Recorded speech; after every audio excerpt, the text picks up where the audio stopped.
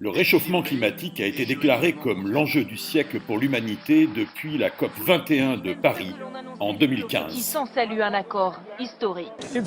C'est une grande victoire pour l'humanité parce que le monde a su se rassembler aujourd'hui pour faire une promesse aux générations futures.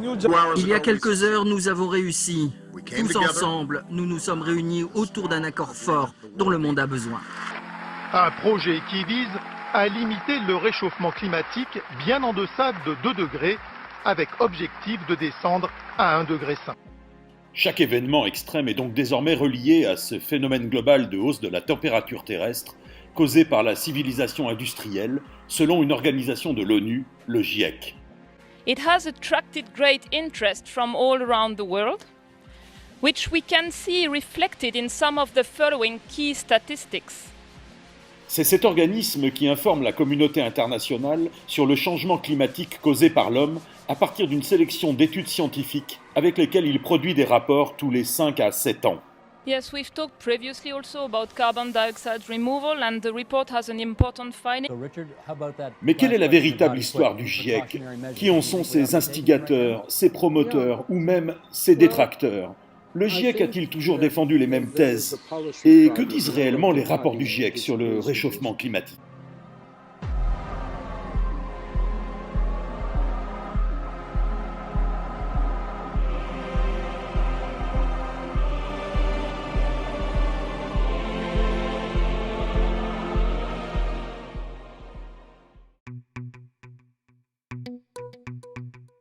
Un homme est en partie responsable de la création du GIEC. Son nom est James Hansen, aujourd'hui plus connu en tant qu'activiste écologiste et pourtant souvent présenté comme un climatologue.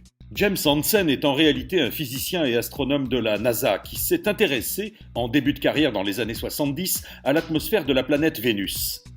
Hansen développe alors une théorie qu'il expose en 1979 pour expliquer un réchauffement probable de cette planète. Cette théorie déclare qu'un brusque emballement de l'effet de serre, causé par l'évaporation de l'eau avec le rejet de gaz en grande quantité, expliquerait la température très élevée de Vénus. Le CO2 ou dioxyde de carbone compose la grande majorité de l'atmosphère de cette planète. En 1981, Hansen devient président du GISS, Goddard Institute for Space Studies, le laboratoire spatial de la NASA. C'est là qu'il analyse les températures de l'air en surface relevées par des stations météorologiques entre les années 1880 et 1985, attestant d'un réchauffement climatique depuis la moitié du XIXe siècle. En 1988, les nouveaux relevés de Hansen au GISS estiment que la température moyenne du globe s'était élevée entre 0,5 et 0,7 degrés avec les 4 années les plus chaudes durant la décennie 80. Le premier modèle climatique GISS a été créé par Hansen et ses collaborateurs en 1974. Depuis, ce sont ces modèles qui sont la référence pour les études du climat sur lesquelles s'appuie le GIEC. À l'époque, la communauté scientifique ne valide pas les thèses de Hansen.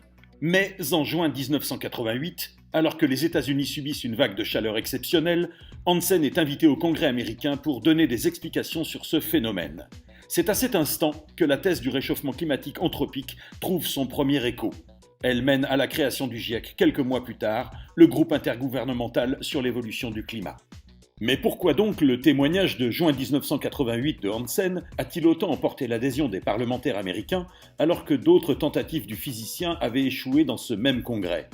La réponse est donnée par le sénateur démocrate Timothy Worth, fraîchement élu à l'époque et organisateur de l'audition d'Hansen. On Capitol Hill, Senator Timothy Worth was one of the few politicians already concerned about global warming, and he was not above using a little stagecraft for Hansen's testimony. We called the Weather Bureau and found out what historically was the hottest day of the summer. Well, it was June 6th or June 9th or whatever it was. So we scheduled the hearing that day, and bingo, it was the hottest day on record in Washington or close to it. Did you also alter the temperature in the hearing room that day?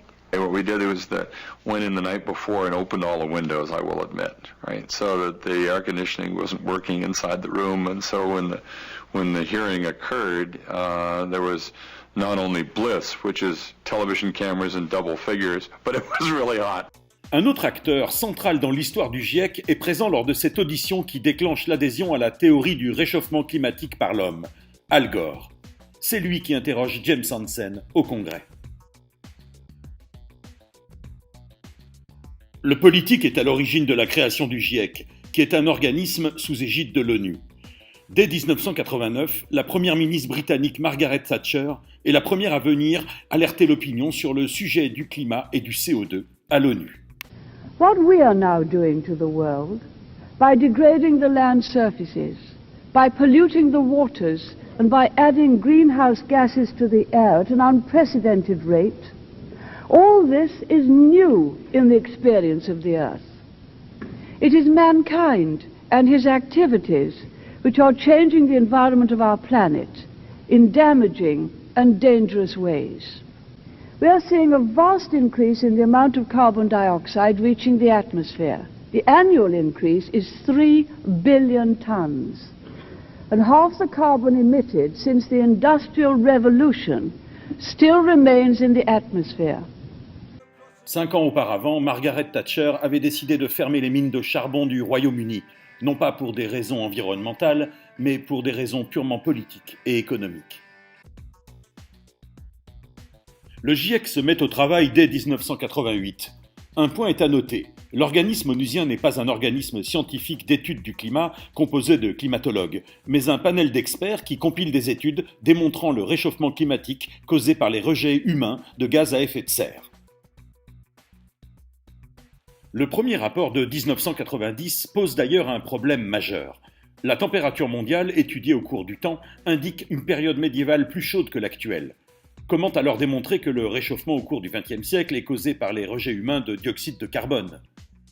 La conclusion de ce premier rapport estime ainsi que des variations naturelles du climat sont survenues depuis la fin de la dernière glaciation. Le petit âge glaciaire est impliqué dans le changement climatique global avec une magnitude comparable au réchauffement du siècle dernier. Il est possible qu'une part du réchauffement depuis le XIXe siècle reflète l'arrêt des conditions propres au petit âge glaciaire. Les changements rapides de température observés autour des années 1920 à 1940 ont très certainement des origines naturelles.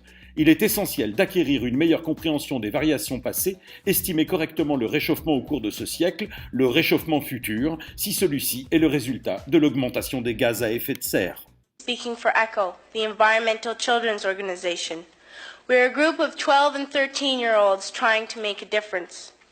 We've raised all the money to come here ourselves. Le GIEC n'est pas encore très médiatisé dans les années 90, mais son influence est déjà présente. Le sommet de Rio de 1992 s'accorde déjà sur la réduction des gaz à effet de serre.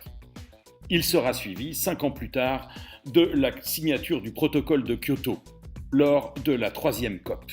Jusqu'à la publication en 1999 d'une étude produite par un très jeune chercheur, Michael Mann. La courbe en crosse de hockey est née et son retentissement sur la médiatisation du GIEC va être colossal.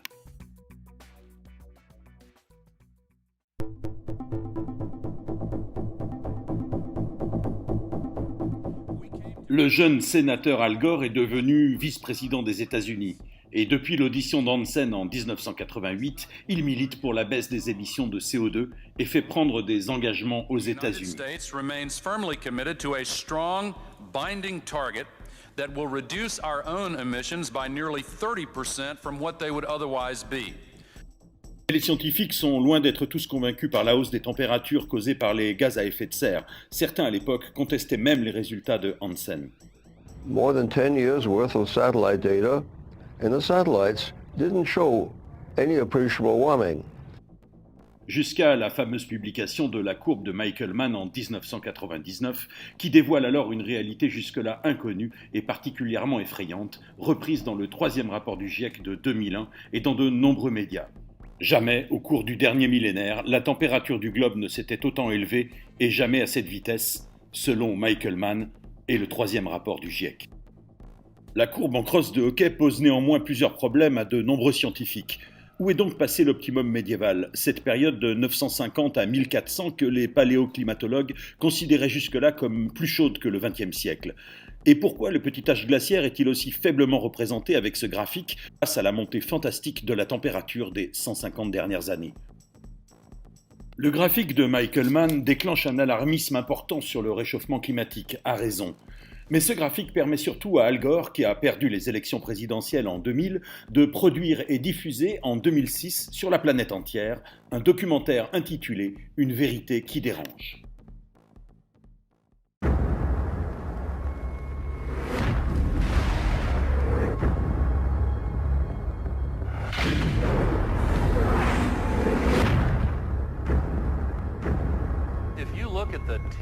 Si vous regardez les 10 moyennes annuelles les plus élevées jamais enregistrées, elles l'ont toutes été ces 14 dernières années, et la plus chaude fut l'année 2005.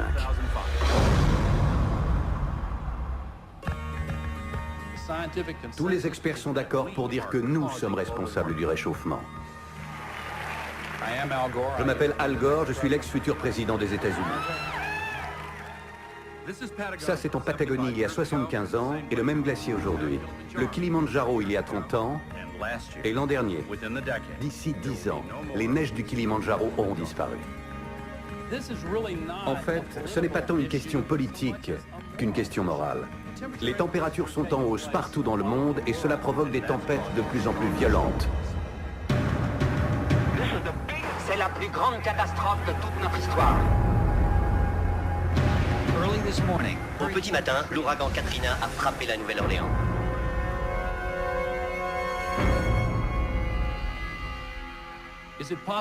Devons-nous nous préparer à une autre menace que la menace terroriste? Paramount Classics présente un film qui a créé un choc partout où il a été présenté. La fonte est plus rapide dans l'Arctique.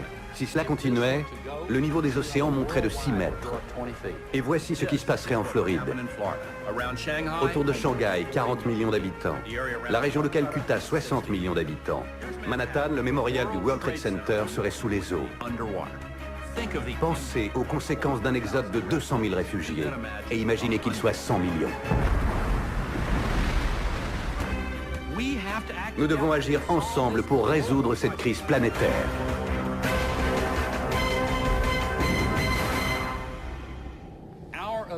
C'est notre survie qui est en jeu.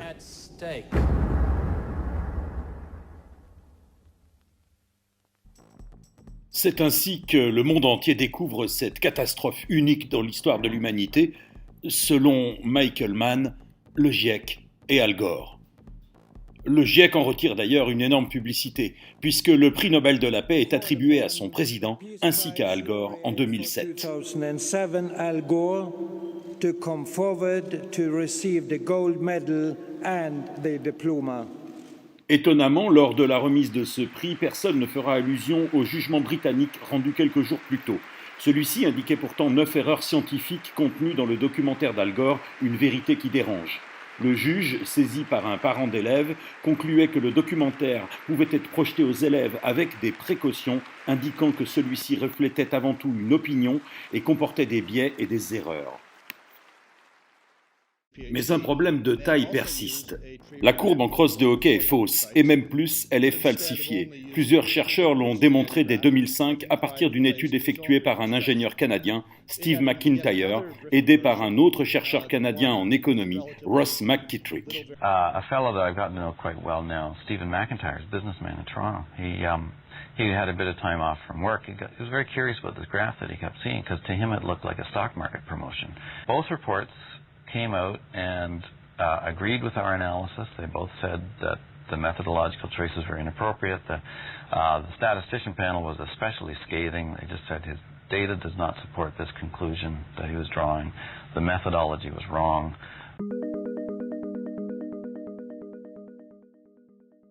Les guerres du climat continuent en 2008 et 2009, mais à la fin de cette année-là, le piratage des mails du plus gros laboratoire de climatologie britannique crée un scandale mondial. Le ClimateGate a débuté. Patrick, let me start with you. Just to be clear, you believe that climate change is real and that man contributes to it, but it's not as catastrophic as some fear, and it's probably not something man can really reverse. So if that's correct, what about these emails troubles you? Well, a lot of what troubled me were the attempts to hide things from Freedom of Information Acts. You got to wonder what's being hidden. Listen to this one, Phil Jones to Mike Mann. It's short, don't worry. Can you delete any emails you may have had with Keith, that's Briffa? Read the latest UN report. Keith will do likewise. Can you also email Gene and get him to do the same? we will be getting Casper to do likewise. Oh my God, and the subject line for that email is FOI, Freedom of Information. Les mails du CRU sont un scandale scientifique mondial, parce qu'ils dévoilent la volonté des chercheurs à l'origine de la courbe en crosse de hockey de supprimer des informations demandées par d'autres chercheurs, mais aussi parce qu'ils dévoilent la supercherie de la fameuse courbe, le truc appliqué par Michael Mann, le jeune doctorant, en 1998. Chers Ray, Mike et Malcolm, une fois que Tim aura un diagramme, nous l'enverrons dans la journée ou au plus tard demain. Je viens d'appliquer le truc de Mike pour la revue Nature, pour ajouter les vraies températures à chaque série au cours des 20 dernières années, c'est-à-dire à partir de 1981 et 1961 pour Cave, afin de cacher le déclin. And few still doubt the impact of human influence over this predicted catastrophe. Those activities which are emitting carbon dioxide are obviously imposing a cost on the Earth, on humanity.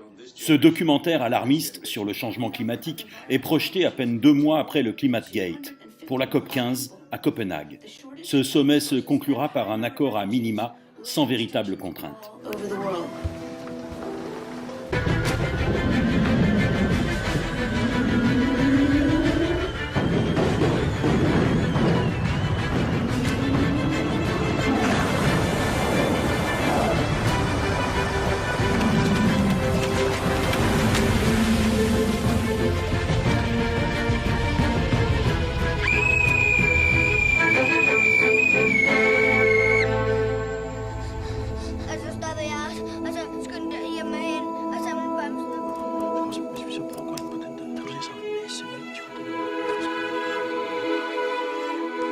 All scientific prognoses show that the continent of Africa will be severely hit if we do not act now.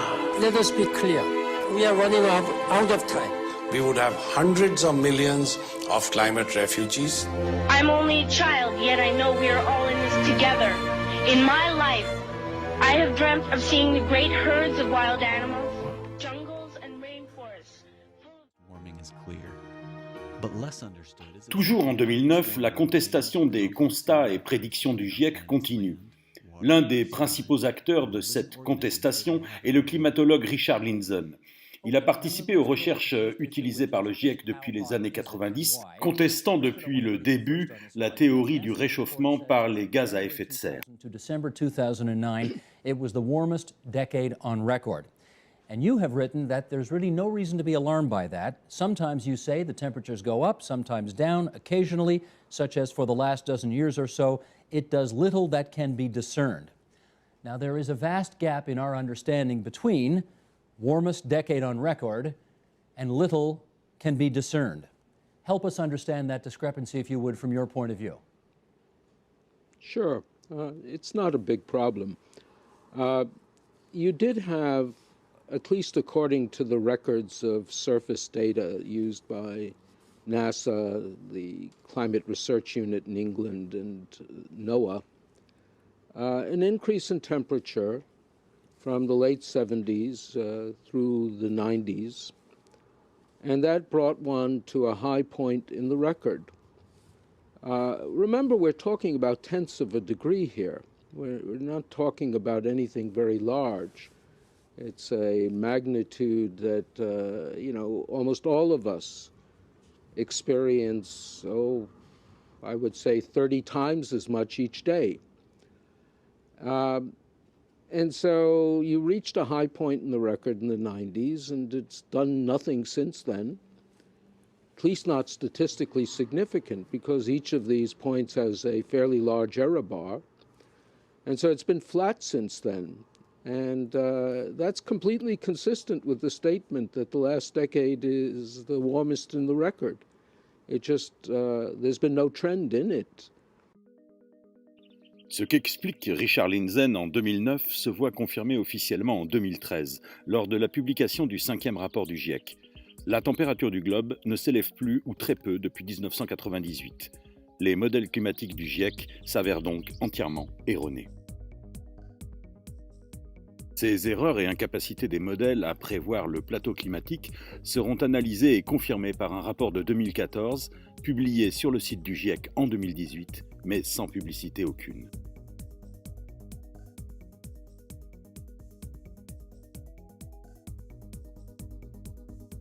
Vous êtes mathématicien, maître de conférence à l'Université Paris 13.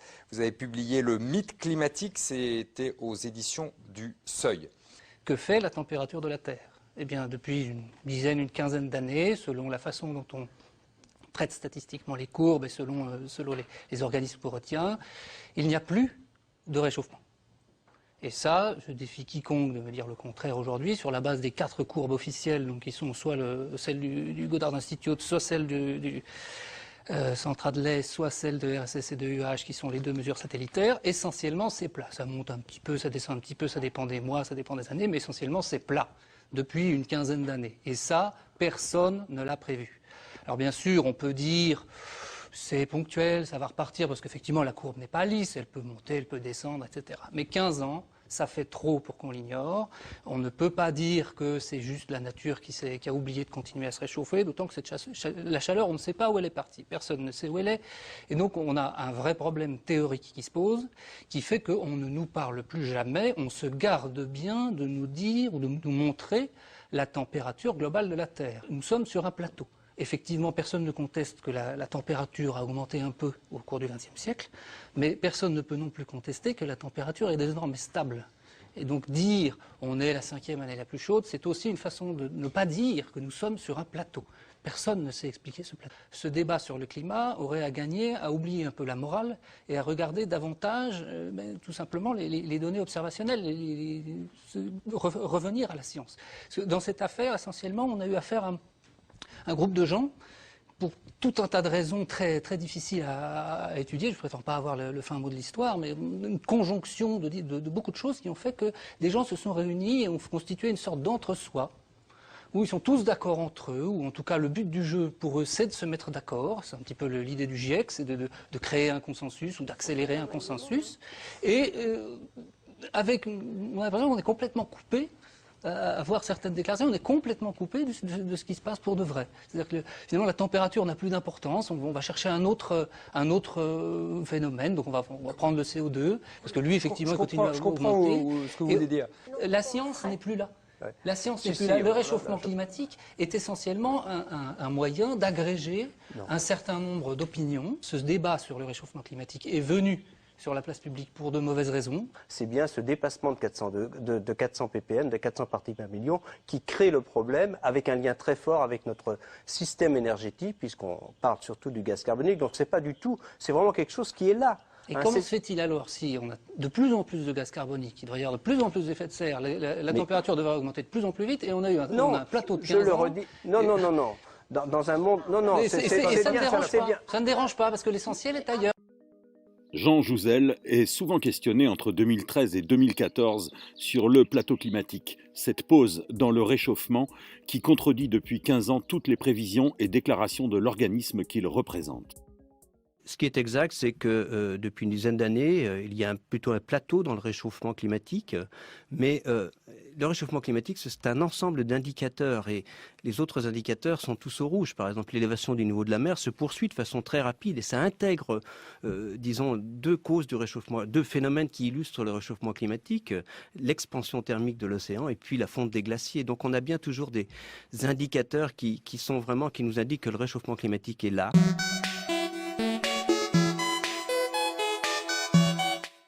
En 2015, quelques mois avant la COP21, l'un des spécialistes mondiaux de l'atmosphère demande à témoigner devant le Congrès américain.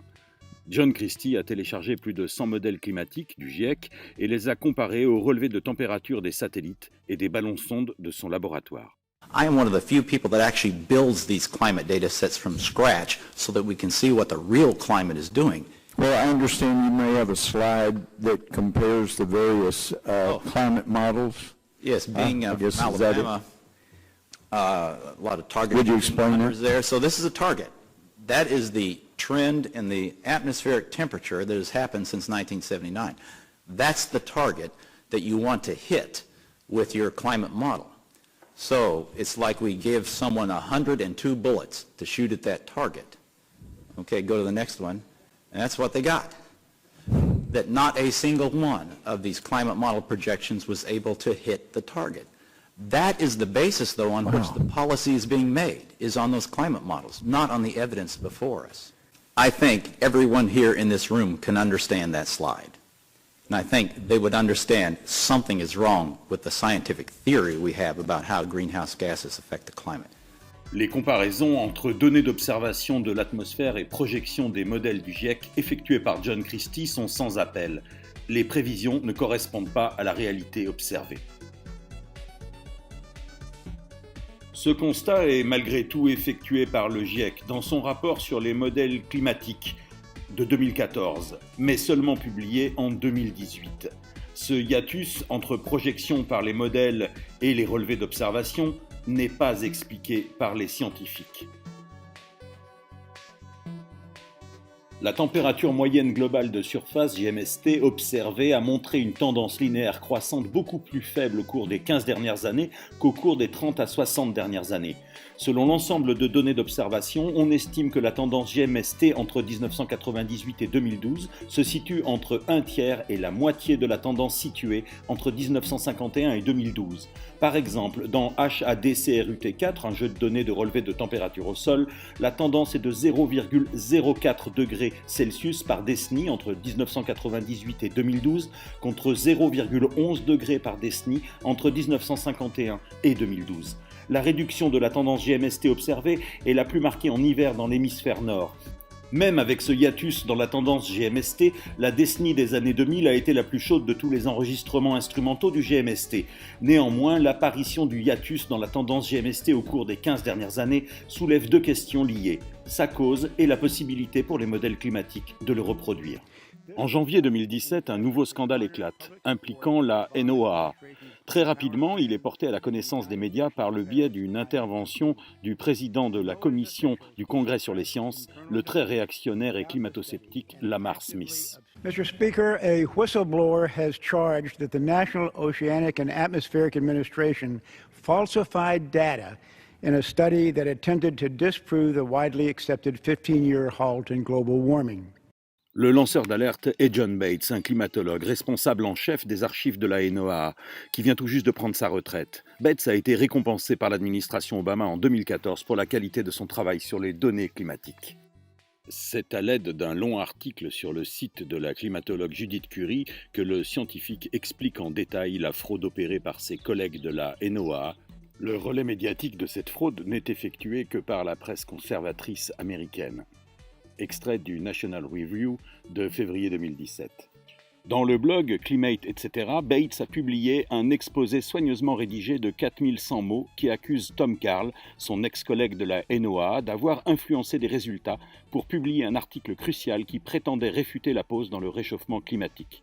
L'étude de Karl a été publiée dans la revue Science en juin 2015, quelques mois seulement avant que les dirigeants mondiaux ne se réunissent à Paris pour convenir d'un pacte coûteux sur le changement climatique. Les médias internationaux et les militants du climat ont applaudi le rapport de Karl comme étant le dernier mot final réfutant la pause du réchauffement climatique.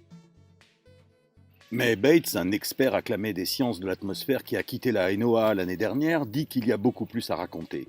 Il révèle que dans tous les aspects de la préparation et de la publication des jeux de données, nous trouvons le pouce de Tom Karl qui appuie sur le curseur et insiste souvent sur des décisions qui maximisent le réchauffement. Le rapport de Karl était un effort pour discréditer la notion de hiatus du réchauffement climatique et précipiter la publication du document pour influencer les délibérations nationales et internationales sur la politique climatique. Le protocole de l'agence pour archiver correctement les données n'a pas été suivi et l'ordinateur qui a traité les données a subi un échec complet, selon Bates. Dans une longue interview publiée dans le Daily Mail le lendemain, Bates a déclaré « Ils avaient de bonnes données sur les bouées et ils les ont écartées et corrigées en utilisant les mauvaises données des navires.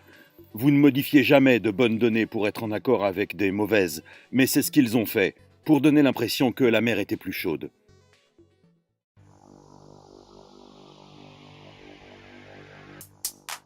Les climatologues les plus réputés mondialement, dont fait partie Judith Curry, ne sont pas d'accord avec les conclusions et les projections du GIEC.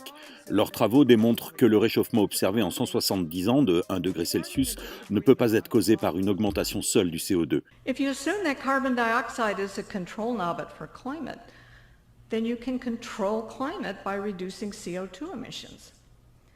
But if you assume that climate change primarily occurs naturally, then the Earth's climate is largely uncontrollable, and reducing CO2 emissions will do little or nothing to change the climate. My personal assessment aligns with the right-hand side, emphasizing natural variability. However, the IPCC and the so-called consensus aligns with the left-hand side. Up until about 10 years ago, I also aligned with the left-hand side because I thought supporting the IPCC consensus was a responsible thing to do. Here is how and why I changed my mind. Here's how the so-called consensus and increasing confidence in human-caused global warming became a self-fulfilling prophecy. You find what you shine a light on. In other words, we've only been looking at one part of the elephant. Motivated by the UN Climate Treaty and the IPCC and government funding, climate scientists have focused primarily on human-caused climate change.